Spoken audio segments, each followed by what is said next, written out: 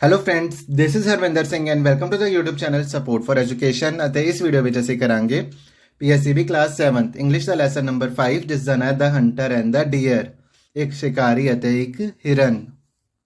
ਪਿਆਰੇ ਵਿਦਿਆਰਥੀਓ, ਇਸ ਵੀਡੀਓ ਵਿੱਚ ਪਹਿਲਾਂ ਅਸੀਂ ਇਸ ਪੋਇਮ ਨੂੰ ਪੜਾਂਗੇ, ਸਮਝਾਂਗੇ ਅਤੇ ਇਸ ਤੋਂ ਬਾਅਦ ਇਸ ਦੇ ਕੁਐਸਚਨ ਆਨਸਰਸ ਅਤੇ ਬੈਕ ਐਕਸਰਸਾਈਜ਼ ਕਰਾਂਗੇ। ਪਰ ਸ਼ੁਰੂ ਕਰਨ ਤੋਂ ਪਹਿਲਾਂ ਇੱਕ ਸੰਦੇਸ਼, ਜੇ ਅਜੇ ਤੱਕ ਆਪ ਸਾਰਿਆਂ ਨੇ YouTube channel support for education ਨੂੰ ਸਬਸਕ੍ਰਾਈਬ ਨਹੀਂ ਕੀਤਾ ਤੇ ਚੈਨਲ ਨੂੰ ਸਬਸਕ੍ਰਾਈਬ ਜ਼ਰੂਰ ਕਰੋ ਤਾਂ ਜੋ ਨਵੀਆਂ ਵੀਡੀਓਜ਼ ਆਪ ਸਾਰਿਆਂ ਨੂੰ ਸਮੇਂ ਸਿਰ ਪ੍ਰਾਪਤ ਹੋ ਸਕਣ। ਆਓ ਸ਼ੁਰੂ ਕਰਦੇ ਹਾਂ। ਸਭ ਤੋਂ ਪਹਿਲਾਂ ਅਸੀਂ ਕਰਾਂਗੇ ਔਖੇ ਸ਼ਬਦਾਂ ਦੇ ਅਰਥ। ਜਰਨੀ ਦਾ ਅਰਥ ਹੁੰਦਾ ਯਾਤਰਾ। ਪਲੀ ਦਾ ਅਰਥ ਹੁੰਦਾ ਬੇਨਤੀ, ਜਾਂ ਤੁਸੀਂ ਇਹ ਵੀ ਕਹਿ ਸਕਦੇ ਹੋ ਕਿ ਕਿਸੇ ਇਮੋਸ਼ਨਲ ਰਿਕੁਐਸਟ ਨੂੰ ਪਲੀ ਕਿਹਾ ਜਾਂਦਾ ਹੈ। ਬਕ ਦਾ ਅਰਥ ਹੁੰਦਾ ਮੇਲ ਡੀਅਰ, ਨਰ ਹਿਰਨ, ਤੇ ਮੇਲ ਡੀਅਰ ਨੂੰ ਕਿਹਾ ਜਾਂਦਾ ਬਕ, ਤੇ ਫੀਮੇਲ ਡੀਅਰ ਨੂੰ ਕਿਹਾ ਜਾਂਦਾ ਡੋ। ਤੇ ਇੱਕ ਯੰਗ ਡੀਅਰ, ਹਿਰਨ ਦੇ ਬੱਚੇ ਨੂੰ ਕਿਹਾ ਜਾਂਦਾ ਫੌਨ, ਤੇ ਇੱਕ ਵਾਈਲਡ ਕ੍ਰੀਏਚਰ, ਜੰਗਲੀ ਕ੍ਰੀਏਚਰ ਨੂੰ ਕਿਹਾ ਜਾਂਦਾ ਬੀਸਟ। ਤੇ ਇਹ ਤੇ ਸੀਗੇ ਔਖੇ ਸ਼ਬਦਾਂ ਦੇ ਅਰਥ। ਹੁਣ ਅਸੀਂ ਪੋਇਮ ਨੂੰ ਪੜ੍ਹਦੇ ਹਾਂ ਤੇ ਪੋਇਮ ਹੈ the hunter and the dear. The hunter ਵੈਂਟ on a journey to find sum dear meat. ਤੇ ਇੱਥੇ ਡੀਅਰ ਮੀਟ ਦਾ ਅਰਥ ਹੈ ਹਿਰਨ ਦਾ ਮਾਸ। ਤੇ ਇੱਕ ਸ਼ਿਕਾਰੀ ਹਿਰਨ ਦੇ ਮਾਸ ਨੂੰ ਪ੍ਰਾਪਤ ਕਰਨ ਲਈ ਯਾਤਰਾ ਵਿੱਚ ਗਿਆ, ਜੰਗਲ ਵਿੱਚ ਗਿਆ। He saw a buck and looked into his eyes. ਤੇ ਉਸਨੂੰ ਇੱਕ ਨਰ ਹਿਰਨ ਦਿਸਿਆ, ਮੇਲ ਹਿਰਨ ਦਿਸਿਆ, ਅਤੇ ਉਸਨੇ ਉਸਦੀਆਂ ਅੱਖਾਂ ਵਿੱਚ ਦੇਖਿਆ। He saw the plea, the buck begging for his life. ਤੇ ਜਦੋਂ ਸ਼ਿਕਾਰੀ ਨੇ ਉਸ ਬੱਕ ਨੂੰ ਦੇਖਿਆ ਤੇ ਉਸਨੂੰ ਇਹ ਲੱਗਿਆ ਕਿ ਉਹ ਹਿਰਨ ਆਪਣੀ ਜ਼ਿੰਦਗੀ ਲਈ ਭੀਖ ਮੰਗ ਰਿਹਾ ਤੇ ਉਹ ਸ਼ਿਕਾਰੀ ਨੂੰ ਬੇਨਤੀ ਕਰ ਰਿਹਾ ਕਿ ਮੈਨੂੰ ਨਾ ਮਾਰੋ। ਤੇ ਉਸ ਤੋਂ ਬਾਅਦ ਕੀ ਹੋਇਆ? A doe and a fawn came from behind, needing the buck in their lives. ਤੇ ਹੁਣ ਪਿੱਛੋਂ ਦੀ ਡੋ ਮੀਨਸ ਕਿ ਫੀਮੇਲ ਡੀਅਰ ਅਤੇ ਫੌਨ ਹਿਰਨ ਦਾ ਬੱਚਾ ਵੀ ਪਿੱਛੋਂ ਦੀ ਆ ਗਏ ਤੇ ਉਹਨਾਂ ਨੂੰ ਹਿਰਨ ਦੀ ਆਪਣੇ ਜੀਵਨ ਵਿੱਚ ਜ਼ਰੂਰਤ ਸੀ। The hunter knew what he came for and raised his gun, but out of nowhere he saw the buck's son.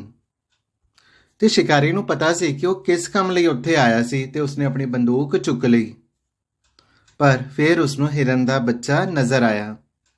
It was so cute to say the least, and if he killed the buck, he'd feel like a beast.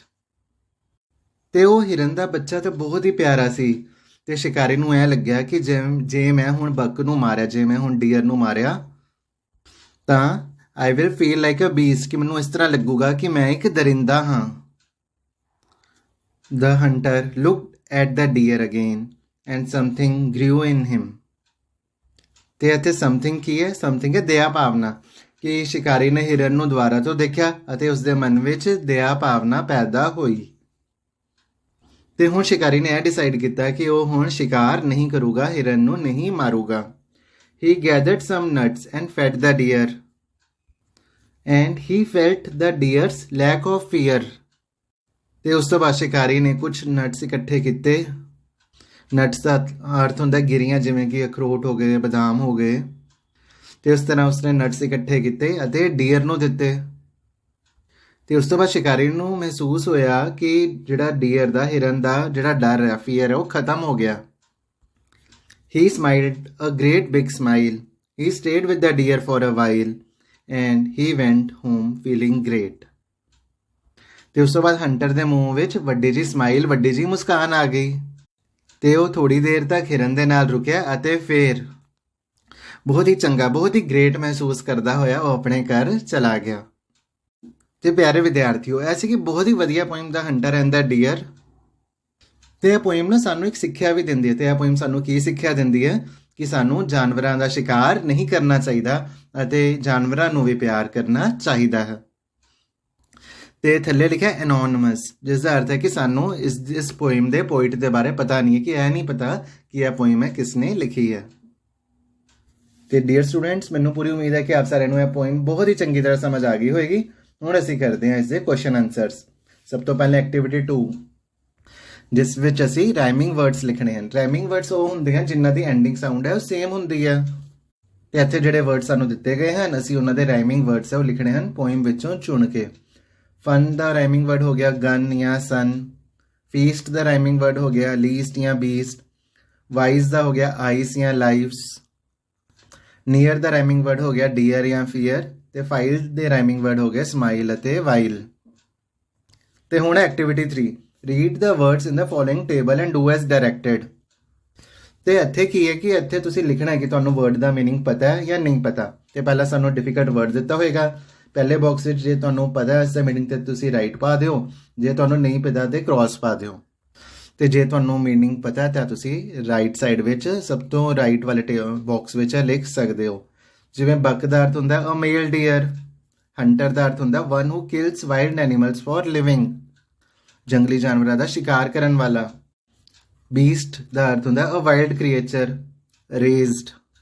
ਤੇ ਅਸੀਂ poem ਵਿੱਚ ਪੜਿਆ ਨਾ hunter raised ਹਿਸ gun, ਤੇ ਇਸ ਦਾ ਅਰਥ ਹੈ ਪੁੱਟ up ਜਾਂ ਉਤਾਂ ਚੁੱਕਣਾ। ਜਰਨੀ ਦਾ ਅਰਥ ਹੁੰਦਾ ਹੈ ਟਰੈਵਲ। ਡੋ ਦਾ ਅਰਥ ਹੁੰਦਾ ਅ ਫੀਮੇਲ ਡੀਅਰ। ਫੌਨ ਦਾ ਅਰਥ ਹੁੰਦਾ ਅ ਯੰਗ ਡੀਅਰ। ਇਹ ਤੇ ਸੀਗੇ ਡਿਫਿਕਲਟ ਵਰਡਸ। ਹੁਣ ਅਸੀਂ ਕਰਾਂਗੇ activity 4 read the poem and select the appropriate option to fill in the given blanks. The hunter went on a journey to find some deer meat। ਤੇ poem ਦੀ second line ਵਿੱਚ ਇਹ ਲਿਖਿਆ ਹੋਇਆ ਹੈ The hunter found a buck। ਤੇ ਉਸਨੂੰ ਇੱਕ ਮੇਲ dear ਮਿਲਿਆ ਸੀ। The other word for a male deer is buck। ਤੇ ਅਸੀਂ ਪਹਿਲਾਂ ਹੀ ਸਿੱਖ ਚੁੱਕੇ ਹਾਂ। The poet thought that the buck was begging for his own life। ਤੇ ਹੰਟਰ ਨੂੰ ਇਹ ਲੱਗਿਆ ਸੀਗਾ ਕਿ ਜਿਹੜਾ ਬੱਕ ਹੈ ਉਸਨੂੰ ਪਲੀ ਕਰੇ, ਉਸਨੂੰ ਬੇਨਤੀ ਕਰੇ ਕਿ ਮੈਨੂੰ ਨਾ ਮਾਰੋ। A female deer is called a doe। ਤੇ ਅਸੀਂ ਪਹਿਲਾਂ ਹੀ ਪੜ੍ਹ ਚੁੱਕੇ ਹਾਂ। A young deer is called a fawn। Young deer means ਕਿ ਹਿਰਨ ਦਾ ਬੱਚਾ, ਛੋਟਾ ਹਿਰਨ। The hunter remembered what he came for and raised his gun। A fawn came out of nowhere। The hunter felt that he could not kill the buck। ਕਿ ਸ਼ਿਕਾਰੀ ਨੂੰ ਇਹ ਲੱਗਿਆ ਕਿ ਉਹ ਹੁਣ ਬੱਕ ਨੂੰ ਮਾਰ ਨਹੀਂ ਸਕਦਾ, ਉਸਨੂੰ ਤਰਸ ਆ ਗਿਆ ਸੀਗਾ ਕਿਉਂਕਿ। The hunter gathered nuts for feeding the deer। ਤੇ ਅੱਜ ਸੀਗੀ ਐਕਟੀਵਿਟੀ 4। ਹੁਣ ਅਸੀਂ ਕਰਾਂਗੇ activity 5 right answers to the following questions. What did the hunter want to eat. ਕਿ ਸ਼ਿਕਾਰੀ ਕੀ ਖਾਣਾ ਚਾਹੁੰਦਾ ਸੀ। ਦਾ hunter wanted to eat ਡੀਅਰਸ meat. ਉਹ ਹਿਰਨ ਦਾ ਮਾਂਸ ਖਾਣਾ ਚਾਹੁੰਦਾ ਸੀ। ਵਟ ਡਿਡ ਦਾ ਹੰਟਰ ਸੀ। ਤੇ ਸ਼ਿਕਾਰੀ ਨੇ ਕੀ ਦੇਖਿਆ। ਦਾ ਹੰਟਰ ਸੌ ਅ ਬਕ। ਤੇ ਉਸਨੇ ਇੱਕ ਮੇਲ ਡੀਅਰ ਨੂੰ ਦੇਖਿਆ, ਉਸਨੇ ਇੱਕ ਬਕ ਨੂੰ ਦੇਖਿਆ। ਵਾਈ ਡਿਡ ਦਾ ਹੰਟਰ ਨਾਟ ਕਿਲ ਦਾ ਬਕ। ਤੇ ਉਸਨੇ ਬਕ ਨੂੰ ਕਿਉਂ ਨਹੀਂ ਸੀ ਮਾਰਿਆ। ਹੀ did not kill it because he did not want to feel like a beast. ਤੇ ਉਸਨੇ ਇਸ ਕਰਕੇ ਨਹੀਂ ਮਾਰਿਆ ਕਿਉਂਕਿ ਉਹ ਆਪਣੇ ਆਪ ਨੂੰ ਐਜ਼ ਅ ਬੀਸਟ ਫੀਲ ਨਹੀਂ ਸੀ ਕਰਨਾ ਚਾਹੁੰਦਾ, ਤੇ ਇਸ ਕਰਕੇ ਉਸਨੇ ਉਸਨੂੰ ਨਹੀਂ ਸੀ ਮਾਰਿਆ। ਵਟ ਡਿਡ ਦਾ ਹੰਟਰ ਡੂ। ਫਿਰ ਹੰਟਰ ਨੇ, ਸ਼ਿਕਾਰੀ ਨੇ ਕੀ ਕੀਤਾ। ਹੀ gathered sum nuts and fed the deer. ਤੇ ਉਸਨੇ ਕੁਝ ਨਟਸ ਇਕੱਠੇ ਕੀਤੇ ਅਤੇ ਡੀਅਰ ਨੂੰ ਖਵਾਏ। ਹਾਊ ਡਿਡ ਦਾ ਬਕ ਫੀਲ ਆਫਟਰ ਈਟਿੰਗ ਨਟਸ। ਤੇ ਹੁਣ ਮੇਲ ਡੀਅਰ ਨੂੰ ਕਿਸ ਤਰ੍ਹਾਂ ਫੀਲ ਹੋ ਰਿਹਾ ਸੀਗਾ ਨਟਸ ਖਾ ਕੇ। After eating the nuts all the fear of ਦਾ ਬਕ ਵਾਸ ਗੋਨ। ਤੇ ਉਸਦਾ ਸਾਰਾ ਡਰ ਹੈ ਉਹ ਖਤਮ ਹੋ ਗਿਆ ਸੀ। ਤੇ ਡੀਅਰ ਸਟੂਡੈਂਟਸ ਇਹ ਤਾਂ ਸੀਗੀ ਐਕਟੀਵਿਟੀ 5। ਹੁਣ ਅਸੀਂ ਕਰਾਂਗੇ ਐਕਟੀਵਿਟੀ 6। ਇਸ ਵਿੱਚ explain the following statements in your own words. ਤੇ ਇੱਥੇ ਨਾ ਸਾਨੂੰ ਕੁਝ ਸਟੇਟਮੈਂਟਸ ਦਿੱਤੀਆਂ ਗਈਆਂ ਹਨ ਤੇ ਅਸੀਂ ਉਹਨਾਂ ਨੂੰ ਆਪਣੇ ਸ਼ਬਦਾਂ ਵਿੱਚ ਐਕਸਪਲੇਨ ਕਰਨਾ। ਐਂਡ ਇਫ ਹੀ ਕਿਲਡ ਦਾ ਬਕ ਹੀਡ ਫੀਲ ਲਾਈਕ ਅ ਬੀਸਟ। ਤੇ ਇਸ ਦਾ ਕੀ ਅਰਥ ਹੈ ਕਿ ਇਸ ਦਾ ਅਰਥ ਹੈ ਕਿ ਜੇ ਉਹ ਹਿਰਨ ਨੂੰ ਮਾਰੇ ਤਾਂ ਉਸਨੂੰ ਇਹ ਲੱਗੇਗਾ ਕਿ ਉਹ ਇੱਕ ਦਰਿੰਦਾ ਹੈ, ਉਹ ਇੱਕ ਬੀਸਟ ਹੈ। ਤੇ ਅਸੀਂ ਇਸ ਨੂੰ ਐਕਸਪਲੇਨ ਕਿਸ ਤਰ੍ਹਾਂ ਕਰ ਸਕਦੇ ਹਾਂ। ਦਾ hunter thought that if he wood kill the dear he wood not be able to forgive himself. ਵੀ ਉਸਨੂੰ ਇਹ ਵੀ ਲੱਗਿਆ ਸੀਗਾ ਕਿ ਉਹ ਆਪਣੇ ਆਪ ਨੂੰ ਮਾਫ ਨਹੀਂ ਕਰ ਪਾਊਗਾ, ਤੇ ਇਸ ਕਰਕੇ ਉਸਨੇ ਉਸਨੂੰ ਨਹੀਂ ਸੀ ਮਾਰਿਆ। ਐਂਡ ਸਮਥਿੰਗ ਗ੍ਰਿਊ ਇਨ ਹਿਮ। ਤੇ ਉਸਦੇ ਮਨ ਵਿੱਚ ਕੁਝ ਉਪਜਿਆ, ਤੇ ਉਸਦੇ ਮਨ ਦੇ ਵਿੱਚ ਦਇਆ ਭਾਵਨਾ ਆਈ ਸੀ। ਤੇ ਅਸੀਂ ਲਿਖ ਸਕਦੇ ਹਾਂ ਔਨ ਸੀਇੰਗ ਦਾ ਬਕ with the do and phone a feeling of pity started growing in him। pity ਦਾ ਅਰਥ ਹੁੰਦਾ ਦਇਆ ਭਾਵਨਾ ਆਈ। and he felt the deer's lack of fear। ਤੇ ਫਿਰ ਉਸਨੂੰ ਮੀਨਸ ਕਿ ਹਿਰਨ ਦਾ ਡਰ ਖਤਮ ਹੁੰਦਾ ਪ੍ਰਤੀਤ ਹੋਇਆ। after eating the nuts from the hunter the deer was not afraid of him। ਤੇ ਜਿਸ ਦਾ ਅਰਥ ਹੈ ਕਿ ਨਟਸ ਖਾਣ ਤੋਂ ਬਾਅਦ ਹਿਰਨ ਨੂੰ ਉਸ ਹੰਟਰ ਤੋਂ, ਸ਼ਿਕਾਰੀ ਤੋਂ ਡਰ ਨਹੀਂ ਸੀ ਲੱਗ ਰਿਹਾ। ਤੇ ਸਟੂਡੈਂਟਸ ਇਹ ਤਾਂ ਸੀਗਾ ਲਿਟਰੇਚਰ ਪਾਰਟ। ਹੁਣ ਅਸੀਂ ਕਰਾਂਗੇ ਗ੍ਰਾਮਰ ਪਾਰਟ, ਲਰਨਿੰਗ ਲੈਂਗੁਏਜ। ਤੇ ਇਸ ਵਿੱਚ ਅਸੀਂ ਸਿੱਖਾਂਗੇ ਡਿਟਰਮੀਨਰ ਕੀ ਹੁੰਦਾ ਹੈ।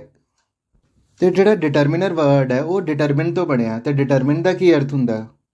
ਤੇ ਡਿਟਰਮਿਨ ਦਾ ਅਰਥ ਹੁੰਦਾ ਕਿਸੇ ਚੀਜ਼ ਨੂੰ ਕੈਲਕੂਲੇਟ ਕਰਨਾ, ਡਿਟਰਮਿਨ ਕਰਨਾ, ਇਨਫੋਰਮੇਸ਼ਨ ਲੈਣਾ। ਤੇ ਉਹ ਸ਼ਬਦ ਜਿਹੜੇ ਸਾਨੂੰ ਨਾਊਨਸ ਦੇ ਬਾਰੇ ਇਨਫੋਰਮੇਸ਼ਨ ਦਿੰਦੇ ਹਨ, ਨਾਊਨਸ ਦੇ ਬਾਰੇ ਹੋਰ ਕਲੈਰਿਟੀ ਦਿੰਦੇ ਹਨ, ਉਹਨਾਂ ਨੂੰ ਡਿਟਰਮੀਨਰਸ ਕਿਹਾ ਜਾਂਦਾ। ਤੇ ਸਾਡੀ ਬੁੱਕ ਵਿੱਚ ਵੀ ਇਸ ਦੀ ਡੈਫੀਨੇਸ਼ਨ ਲਿਖੀ ਹੈ। ਡਿਟਰਮੀਨਰਸ R words like the, and, this, sum that always come before a noun or before any other adjectives used for the noun। ਤੇ ਅਜਿਹੇ ਸ਼ਬਦ ਜਿਵੇਂ ਕਿ the, and, this, some ਉਹ ਸ਼ਬਦ ਜੋ ਕਿ ਨਾਉਨ ਤੋਂ ਪਹਿਲਾਂ ਆਉਂਦੇ ਹਨ ਜਾਂ ਨਾਉਨ ਦੀ ਥਾਂ ਵਰਤਨ ਜਾਣ ਵਾਲੇ ਵਿਸ਼ੇਸ਼ਣ ਤੋਂ ਪਹਿਲਾਂ ਆਉਂਦੇ ਹਨ ਤੇ ਉਹਨਾਂ ਨੂੰ ਡਿਟਰਮੀਨਰਸ ਕਿਹਾ ਜਾਂਦਾ। ਜਿਵੇਂ ਕਿ ਅਸੀਂ ਫਸਟ 2 ਐਗਜ਼ਾਮਪਲਸ ਦੇਖਦੇ ਹਾਂ। the rabbit found its hole ਤੇ ਇੱਥੇ the ਹੈ ਡਿਟਰਮੀਨਰ। ਤੇ ਸੈਕਿੰਡ ਹੈ I ate the vanilla cake in the evening ਤੇ ਇੱਥੇ ਦ ਇੱਕ ਡਿਟਰਮੀਨਰ ਹੈ। ਤੇ ਹੁਣ ਸਾਨੂੰ ਇਹ ਪਤਾ ਲੱਗਿਆ ਕਿ ਜਿਹੜੇ ਡਿਟਰਮੀਨਰਸ ਨੇ ਉਹ ਸਾਨੂੰ ਨਾਊਨਸ ਦੇ ਬਾਰੇ ਹੋਰ ਜ਼ਿਆਦਾ ਕਲੈਰਿਟੀ ਦਿੰਦੇ ਹਨ ਅਤੇ ਜਨਰਲੀ ਇਹ ਨਾਊਨਸ ਤੋਂ ਪਹਿਲਾਂ ਆਉਂਦੇ ਹਨ। ਤੇ ਹੁਣ ਅਸੀਂ ਇਹ ਦੇਖਾਂਗੇ ਕਿ ਡਿਟਰਮੀਨਰਸ ਕਿੰਨੀ ਤਰ੍ਹਾਂ ਦੇ ਹੁੰਦੇ ਹਨ ਤੇ ਟਾਈਪਸ ਆਫ ਡਿਟਰਮੀਨਰਸ। ਤੇ ਡਿਟਰਮੀਨਰਸ 4 ਟਾਈਪਸ ਦੇ ਹੁੰਦੇ ਹਨ, 4 ਤਰ੍ਹਾਂ ਦੇ ਹੁੰਦੇ ਹਨ। ਆਰਟੀਕਲਸ, ਡੈਮੋਨਸਟ੍ਰੇਟਿਵਸ, ਕੁਆਂਟੀਫਾਇਰਸ ਅਤੇ ਪੋਜੈਸਿਵਸ। ਤੇ ਆਰਟੀਕਲਸ ਕਿਹੜੇ ਹੁੰਦੇ ਹਨ? ਇੰਗਲਿਸ਼ ਵਿੱਚ 3 ਆਰਟੀਕਲਸ ਹੁੰਦੇ ਹਨ, ਏ, ਐਨ ਅਤੇ ਦ। ਤੇ ਹੁਣ ਸਾਨੂੰ ਪਤਾ ਹੋਣਾ ਚਾਹੀਦਾ ਕਿ ਏ ਦੀ ਵਰਤੋਂ ਕਦੋਂ ਹੋਣੀ ਹੈ ਅਤੇ ਐਨ ਦੀ ਵਰਤੋਂ ਕਦੋਂ ਹੋਣੀ ਹੈ।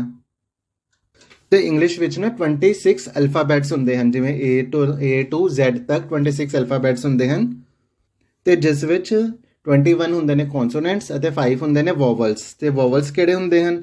ਏ, ਈ, ਆਈ, ਓ, ਯੂ। ਤੇ ਵੋਵਲ ਸਾਊਂਡਸ ਵਾਲੇ ਸ਼ਬਦਾਂ ਤੋਂ ਪਹਿਲਾਂ ਲੱਗਦਾ ਹੈ ਐਨ ਅਤੇ ਕੌਨਸੋਨੈਂਟ ਸਾਊਂਡ ਵਾਲੇ ਸ਼ਬਦਾਂ ਤੋਂ ਪਹਿਲਾਂ ਲੱਗਦਾ ਹੈ ਏ। ਐਗਜ਼ਾਮਪਲਸ ਕਰਦੇ ਹਾਂ। ਏ ਕੈਟ ਜਾਂ ਅ ਕੈਟ ਕਿ ਏ ਸੀ ਦੀ ਸਾਊਂਡ ਆ ਰਹੀ ਹੈ, ਸੀ ਕੌਨਸੋਨੈਂਟ ਹੈ ਇਸ ਕਰਕੇ ਆ ਗਿਆ ਏ। ਏ ਪੈਨ ਤੇ ਇੱਥੇ ਪੀ ਦੀ ਸਾਊਂਡ ਆ ਰਹੀ ਹੈ ਤੇ ਇਸ ਕਰਕੇ ਆ ਗਿਆ ਏ।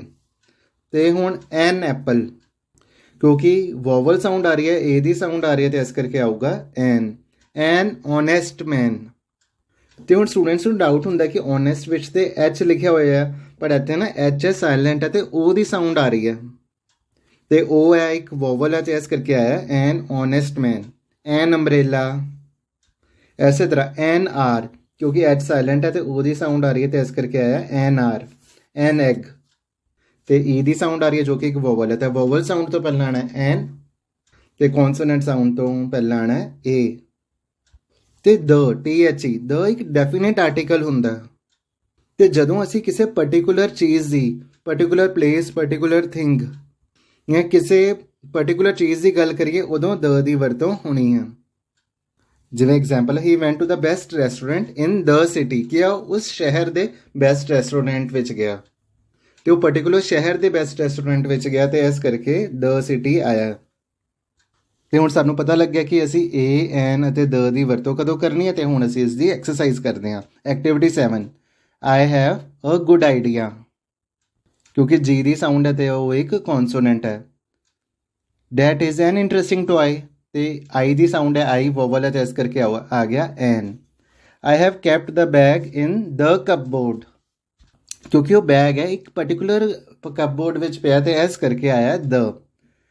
Do the Sharma's have a blue ਕਾਰ।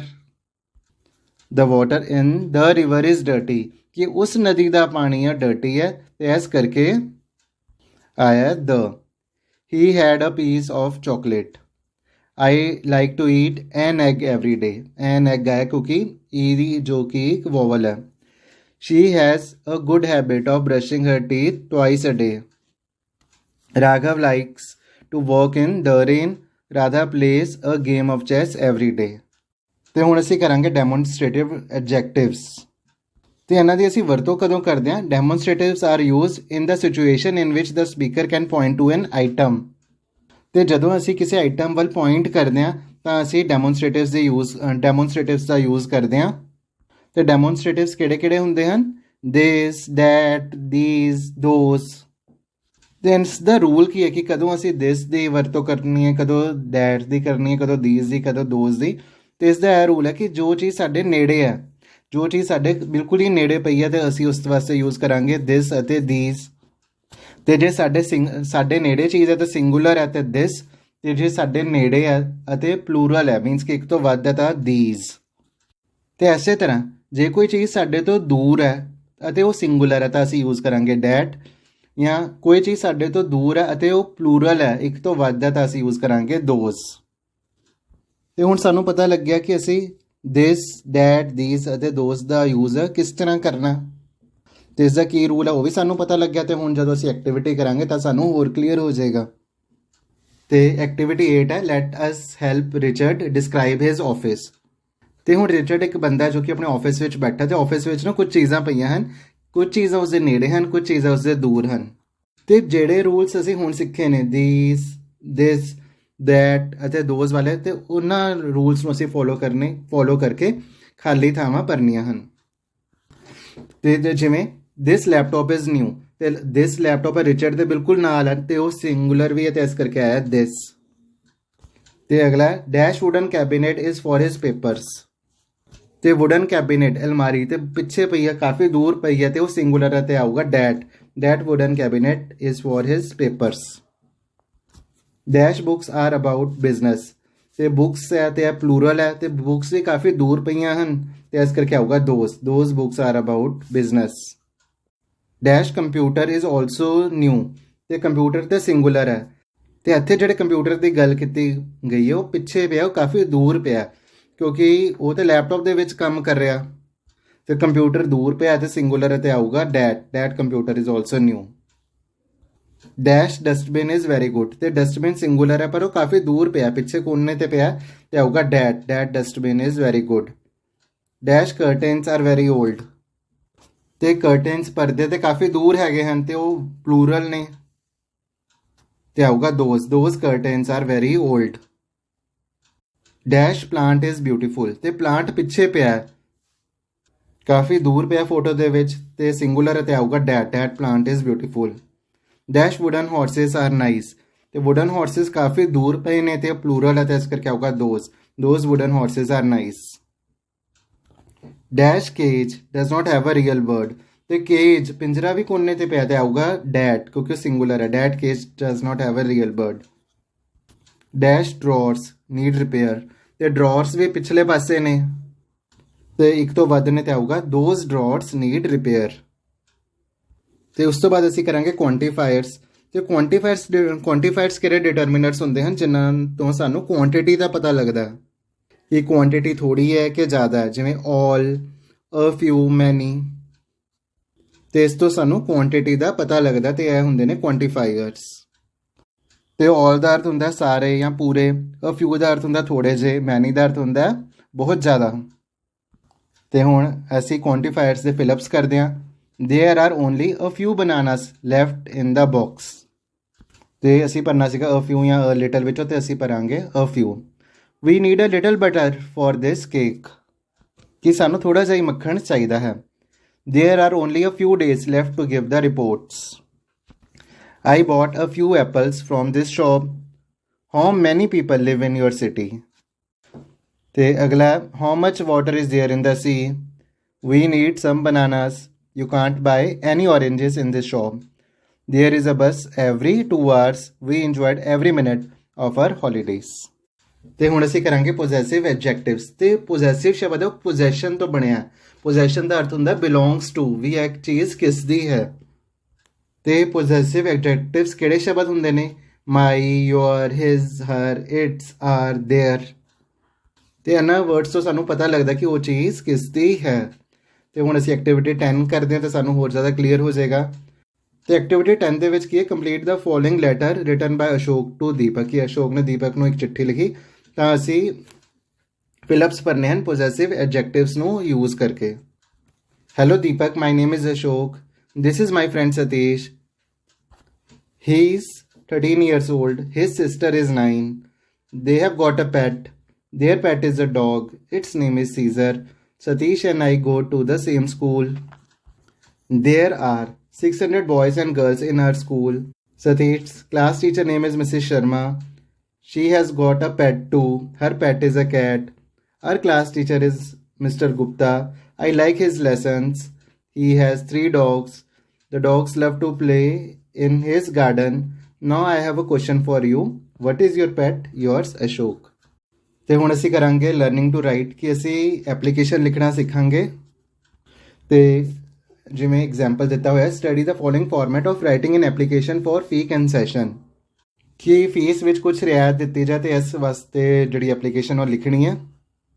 ਤੇ ਸਭ ਤੋਂ ਪਹਿਲਾਂ ਅਸੀਂ ਕੀ ਲਿਖਣਾ ਹੁੰਦਾ ਹੈ, ਦ ਪ੍ਰਿੰਸੀਪਲ, ਤੁਹਾਡੇ ਸਕੂਲ ਦਾ ਨਾਂ, ਸਕੂਲ ਦਾ ਐਡਰੈਸ ਤੇ ਉਸ ਤੋਂ ਬਾਅਦ ਡੇਟ। ਤੇ ਇਹ ਲਿਖਣ ਤੋਂ ਬਾਅਦ ਲਿਖਣਾ ਹੁੰਦਾ ਸਬਜੈਕਟ।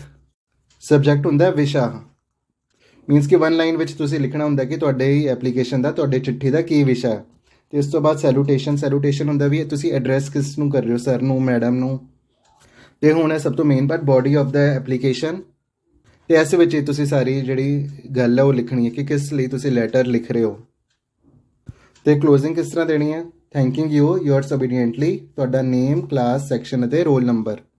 ਤੇ ਹੁਣ ਸਾਨੂੰ ਇਹ ਪਤਾ ਲੱਗਿਆ ਵੀ ਐਪਲੀਕੇਸ਼ਨ ਅਸੀਂ ਕਿਸ ਤਰ੍ਹਾਂ ਲਿਖਣੀ ਹੈ। ਤੇ ਐਕਟੀਵਿਟੀ 13 ਵਿੱਚ ਅਸੀਂ ਐਪਲੀਕੇਸ਼ਨ ਆਪ ਲਿਖ ਕੇ ਦੇਖਦੇ ਹਾਂ। Right N application to your principal requesting ਹਿਮ ਔਰ ਹਰ to grant you sick leave for 3 days।